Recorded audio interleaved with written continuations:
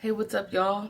What up? What up? All right, I hope your holiday was amazing so far. And as you know, we are going into the new year. So let's talk about how some people, because I want you to remember this when you're in your new year and going forward, some people don't want your help. That's how we got into the situation with narcissists, right? Oftentimes, it depends on who the narcissist was. If it was your parent, it could still be your parent, but in the grand scheme of things, most of the time we tried to help them in some way, shape, or form.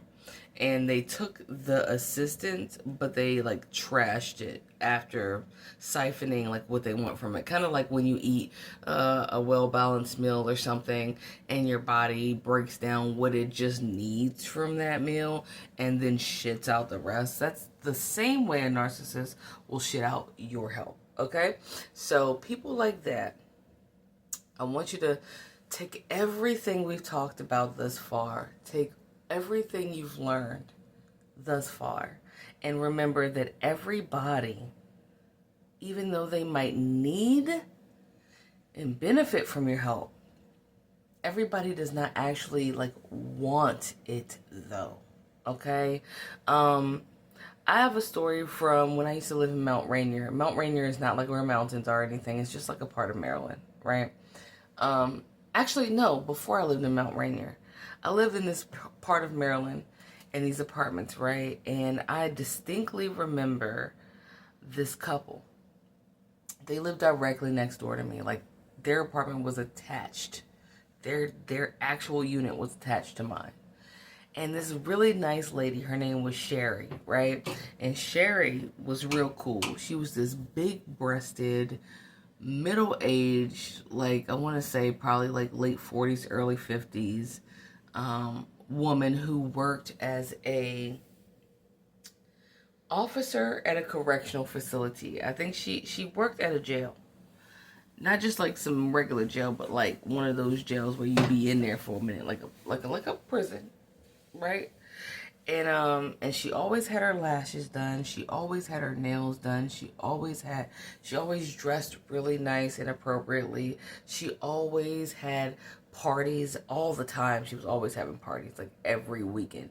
Sherry was having a party every weekend. And it was always like chill music, like Motown music, da da da da, right?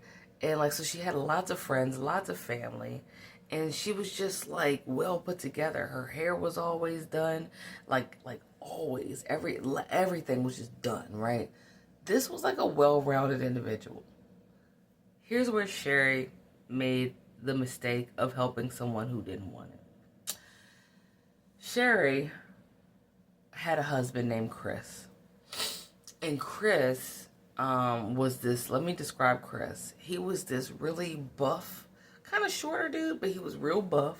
You could tell that he worked on his body all the time, religiously.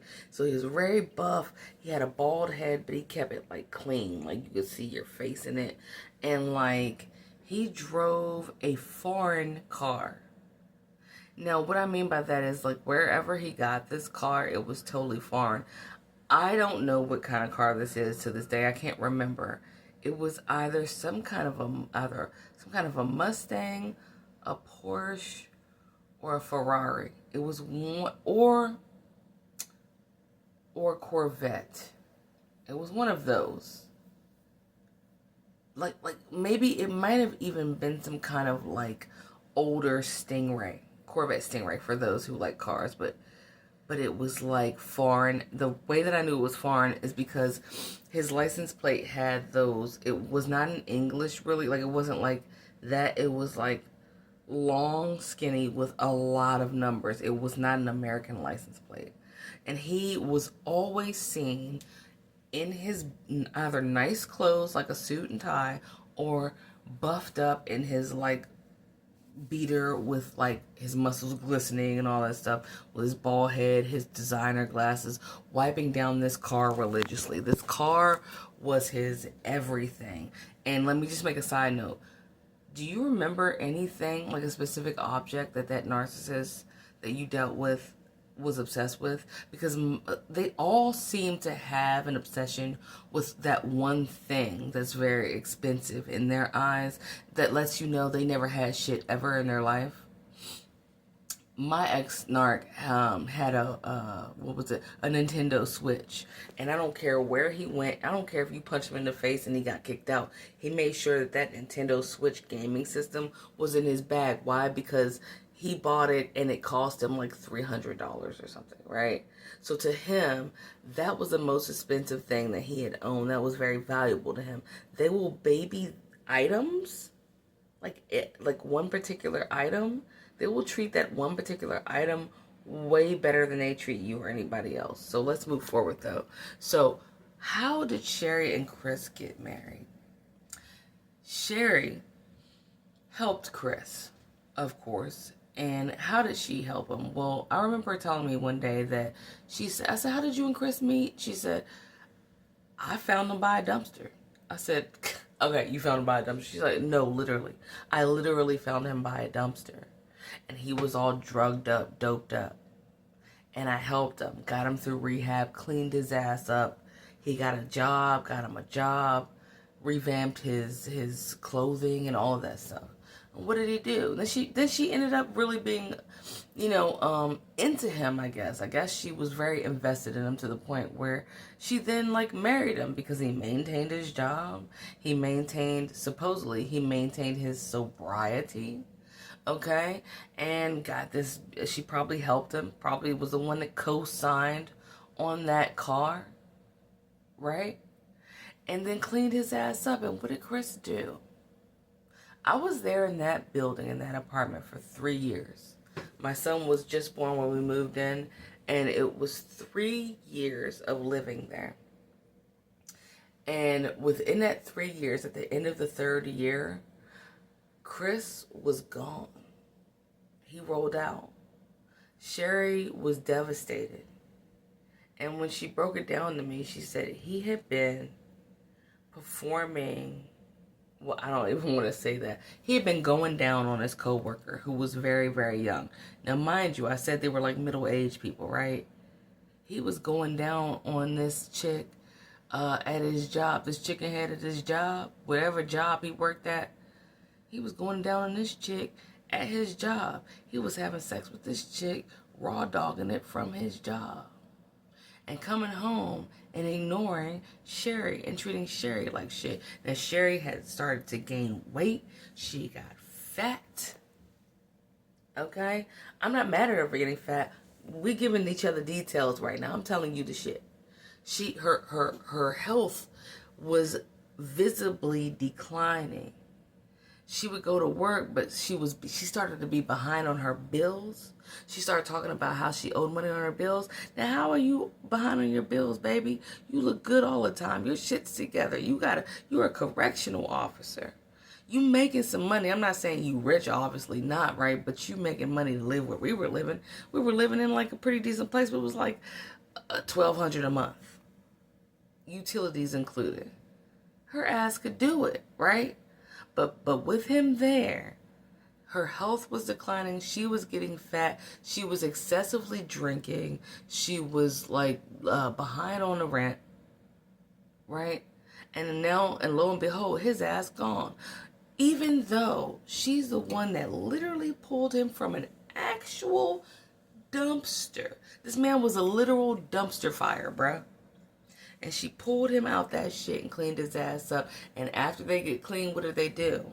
They roll on out and use that image that you helped them create to the fuck on up out of there and pretend to some raggedy bitch that doesn't mind helping a man cheat on his wife, and pretend to her like he actually got it like that, when really it's you that got it like that and he done siphoned it off of you. Or for my dudes out there, she done siphoned it off of you. Or for my gay couples out there in the LGBTQ community, whoever they, them, she, it, whatever pronoun they got, that pronoun siphoned it off of you and went out there in them streets and pretended like they had it like that. Alright? And he never the fuck came back. Matter of fact, what he did was, whose house did you think he went to? It's not the supplies house. It's not the new supplies house. That's not where it went. Because she didn't want him either. Because she found out once he got in them streets, like everybody seems to do, once that narcissist leaves you and is not with you and attached to you, like at the hip, they find out that that narcissist doesn't have shit, ain't about shit, ain't ever gonna be shit, ain't nobody. They ain't shit. And that person don't want them. They only wanted them because they belonged to somebody else. And they were pretending with that other person's stuff that they actually had it like that, when really it was the person they were attached to that had it like that. Do you think that man wanted help? Hell no, he didn't want help. Where did he try to drag Sherry into? He tried to make her leave her apartment and come spend the night with him in his mother's basement. Mind you, they're in their 50s at this point in time. And he wanted her to drop her apartment, to drop her nice things, to not be able to do her hair, to come still pay for him to look good, and to sleep and live with him at the bottom of his mother's basement.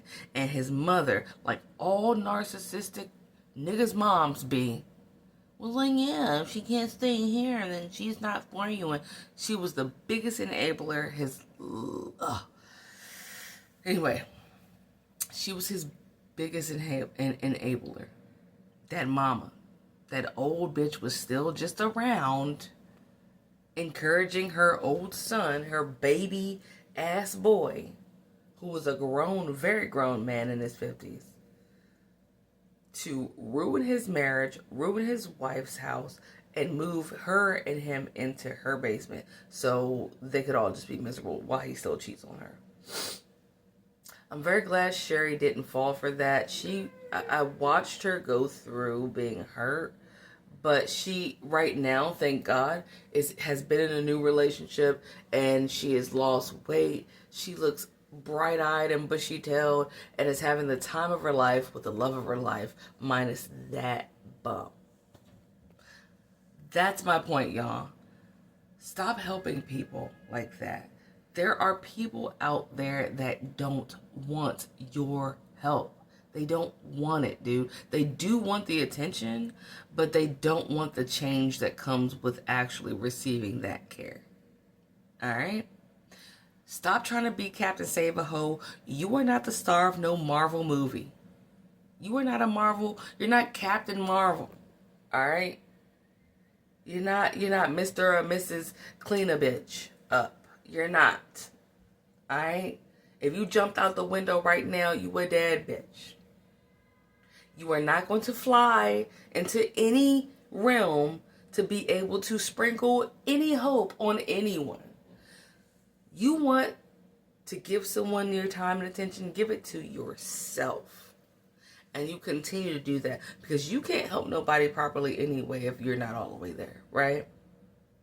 And you make sure you don't stop saying no this upcoming year. Alright? It is beyond okay to be like, I don't want to do that. You don't even have to tell someone you don't want to do it. Just be like, oh no, I'm busy. And you are busy. You're not lying. You're busy doing whatever it is you feel like doing for you that day. Alright? Because in the grand scheme of things, narcissists are kind of like alley cats. You can totally scoop one up like them white bitches on TikTok be doing, and take them into your house and be like, oh, but what do they be doing on TikTok for real? These white bitches, I'm just saying white bitches because it's mainly white bitches, but like anybody, they be taking them in their house, they close the door, trap the cat, because the cat really was always for them streets, trap the thing in there, and then fill it with all this nice stuff and nice food and nice litter and nice litter box and a cat tree and all this stuff and big beautiful windows for the thing to look out of. But the minute you open that door, bitch, that cat is gone. Why? Because just like the narcissists, they like it out there. Let it be where it like to be at, bro. They like it out there. They like going to fight each other or with their significant other, one of many or whatever. They like arguing about who gave who the clap. They like figuring out which one of these people put this Ursula, was it Ursula the Sea Witch that gave me all these crabs in betwixt my cheeks? and betwixt my buttocks, right?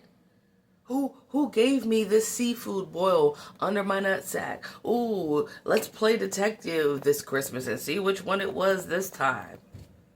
Let's see how many people I can give this bullshit to, so they can play Where's Waldo while I like Woody Woodfucking-pecker hide in the crowd in the sea of genitalia that I'm going to be swimming through. Right? That cat, much like that narcissist, doesn't really want to be in your house. Did it eat the food? Yeah. Did it sleep on the cat tree? Yeah. Because it was warm. But like, dude, at the end of the day, it's an alley cat. It liked the alley, bro. So let it be there. Stop looking through the alley. Okay? Stop looking through the alley for your prince or your princess. They're not in there. I've never seen one Disney movie where somebody found a prince or a princess inside an actual gutter. If you know one, let me know. Alright? But anyway, I just wanted to say that don't do that, okay? I'm glad that my ex-neighbor found her come up in her good relationship, but to pull someone out of a dumpster and they turn around and cheat on you, he liked it in the dumpster, dude. Alright? He liked it there. Just like my ex really likes it in them streets. They enjoy that. Okay? The alley cat he enjoys that alley. He likes looking for rats. He doesn't want fancy feasts. He wants to chase down a diseased rat and try his best to consume it for dinner. He likes sleeping in a wet puddle behind a Japanese or a Chinese carry-out dumpster, restaurant, whatever. He likes that shit. Alright? So let him scrounge. Don't you dare try to play Captain Save-A-Ho this year. Okay? Now, anyway, I hope this was just fun. I love you. And, yeah. Happy New Year coming up. Make sure you make it happy for you too. Okay? Alright.